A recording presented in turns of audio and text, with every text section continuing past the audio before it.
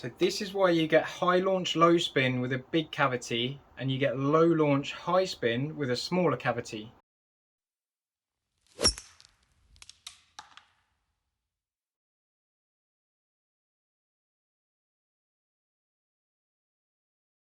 Hi everybody, I am Freddie Meikle, PGA golf professional here in Milton Keynes in the UK. I'm going to talk today about the centre of gravity distance between a big chunky cavity club and a smaller profile, more bladed iron. When we have a club such as this, which is the Cleveland Launcher XL Halo, which is more like a hybrid iron, this one's the left-handed head, but we've got more weight at the base of this club. Now more weight underneath the golf ball helps the ball pop up higher, and it affects how the ball spins when you strike the club. So when you strike the ball off the toe, you encourage draw spin. When you strike the ball off the heel, you encourage fade spin. It works up and down as well. So when you strike the ball low on the face, you encourage more backspin.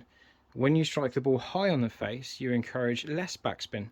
When we've got the centre of gravity this low down in the club, when we strike the ball, if the ball is being struck more often above that centre of gravity, there's more chance of the ball launching higher with less spin, which will reduce the side spin that you create on the shot and encourage the ball to go a bit further after it's landed. Now I've found the centre of gravity by this little pin here and resting the club with it in the same angle, resting the club on this to find the centre point of the club face. Now I've done that with 3 different sizes of head. So we've got the Shrixon ZX7, which is a more bladed, a little bit of help golf club, more aimed at the lower handicapper.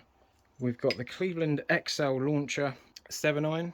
So this is a slightly bigger blade. We've got a bit more club face there. If we put those leading edges together, that Cleveland head is much longer, so it's got a bigger surface area for off-center hits. But progressively, we go to this big chunky one, we go to this big face one, then we go to this smaller profile club. When we look at these clubs, we've got the smallest gap underneath the centre of gravity here. We've got a slightly bigger gap here. We've got 1, 2, 3 grooves. This one we've got 2 grooves. Okay, there's a different space here. This one we've got 1, 2, 3, almost 4 grooves.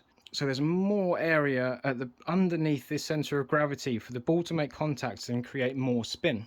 And so this could affect your purchasing decisions or the things that you're looking to try when you go for a fitting. Generally, we want lots of spin on the golf ball to be able to hit that ball high and land on the green and stop as quick as possible. That's for your lower handicapper potentially, but when we look at something that is easier to get the ball airborne, we do compromise that little bit of backspin because there's less of the face that encourages backspin, but it does make it more forgiving overall.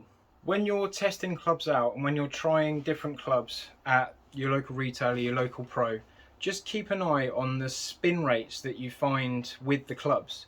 Now, ideally, with a 7 iron, I would be aiming for 6,000 to 6,500 revs of backspin with an iron. That would give you maximum control landing onto the greens, and it would give you more consistency of that landing area. The more that ball can land in the same spot, the more that you can manage your way around a golf course and not get any surprises. So when the ball spins lower, you tend to get more distance, but it tends to have a bit more varying results. But if you were comparing 2 or 3 clubs together and all of them were spinning at 3,000, 4,000, I'd probably look to the one that's got the most, not necessarily the distances that are coming out.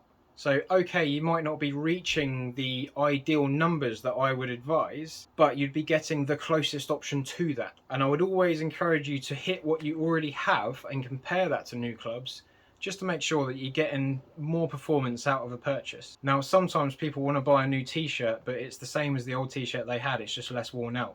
Absolutely fair enough. But if you're looking to get performance out of something, you could be going towards the bigger cavity clubs because you want more help. You could be going towards the smaller cavity clubs because you want more control into the greens. Now, this is something that you're going to encourage that compression on the ball to spin that a little bit more. There is the factor of the shaft that can also influence the spin rates, but just consider what style of head you're looking at to get the most out of your game, and think about your long-term goals and ambitions. You might want to make golf as easy as possible, you might want to get your handicap down. Make sure you're not going to be choosing something that is the wrong idea to where you want your golf to go. I hope it just gets you thinking when you next go for a fitting, and I hope to see you on the next video.